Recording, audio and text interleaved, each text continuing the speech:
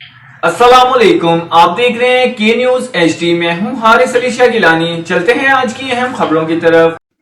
رخ کریں گے اسلام آباد کا، جہاں سے رپورٹ کر رہے ہیں ہمارے نمائندے یاسر ملک۔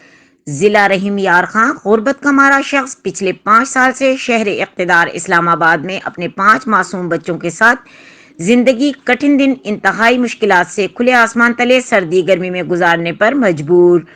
سابق وزیر اعظم عمران خان سے لے کر موجودہ وزیر اعظم شہباز شریف سے اور صدر پاکستان کو دی جانے والی تمام درخواستیں ردی کی ٹوکری کی نظر۔ اس شخص کو بیکار ایکٹ کے ذریعے 2 دفعہ اڈیالہ جیل بھجوایا گیا، حالانکہ یہ شخص چلا کر کہتا رہا کہ میں نے آج تک بھیک نہیں مانگی۔ غربت کی وجہ سے میری زندگی اجیرن ہو چکی ہے۔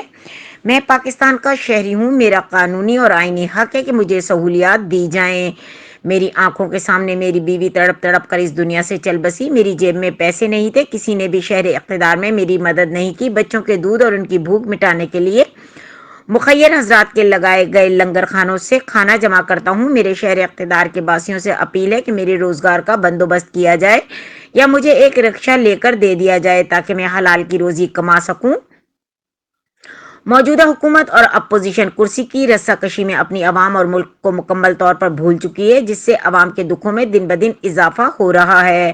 آج عوام کے دکھوں کا مداوع کرنے کے لیے عوام کسی مسیحا کا انتظار کر رہی ہے۔ معصوم بچے، جن میں 1-2 مہینے کا اور 2 سال کا اور 4 سال کے معصوم بچے کھلے آسمان تلے دکھ درد تکلیف بھری زندگی گزارنے پر مجبور ہیں۔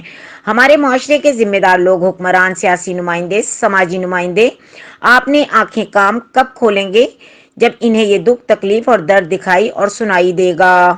مزید خبروں اور اپڈیٹس کے لیے ہمارے ساتھ رہیے گا۔ تب تک کے لیے اپنا خیال رکھیے گا۔ اللہ حافظ۔